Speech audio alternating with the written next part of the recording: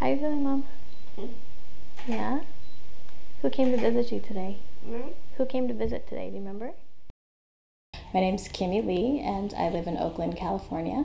I was living in Los Angeles, and I was pregnant with this one here, and I had the baby, and my mom came down to visit. And after about 2 days of visiting, she actually had a stroke in Los Angeles, and she was in ICU, I think, for about 6 weeks, and then actually was stuck in LA for a year, and she couldn't be moved because she had various things, like she was plugged into various machines, and she just couldn't travel.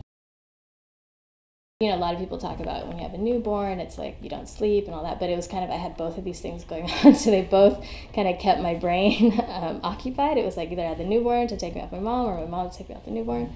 And you know, this one, unfortunately, like, she didn't get to see a park for 6 months, because anytime I had free time, I'd go to the hospital with her. So she actually grew up in a lot of different hospitals and different care homes. So luckily, though, she was okay. So she did have health care.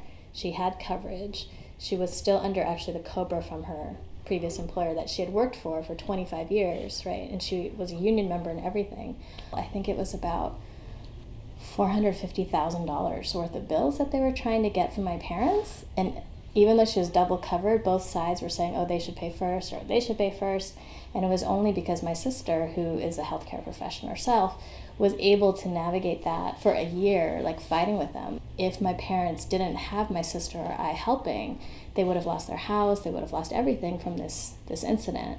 My parents do own their home. They're not considered low income. They're not qualified to get any type of medical or government support.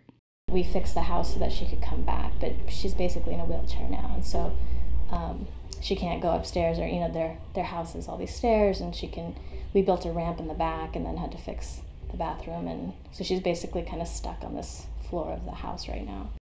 My sister and I kind of divvy up the responsibilities, so I help with the paperwork and the bills and that kind of stuff, and she does the medications and all the kind of doctor things and takes my mom to the appointments and stuff. We also mentally prepared my father for the transition, right? Because actually my mother was the one that took care of my father. Everything about the house, my father didn't know. So the accounts, the bills, just everything, my mother was doing it, and now she actually can't speak. I think for us, one of the concerns is just long-term care. We had researched all these different care homes, and it's just the prices were so crazy. It was like $7,000 to $8,000 a month. And so for us, it was definitely a shock. When there's these long-term situations that happen to people, there's just no safety net for that. Why doesn't the government and why doesn't our system have some type of care that follows you through your life, right? So when you're born, you get some prenatal care.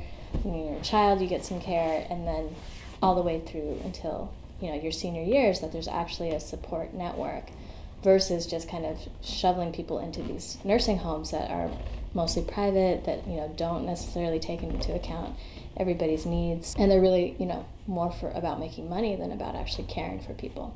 So I think we really just need some type of holistic care that covers the span of people's lives.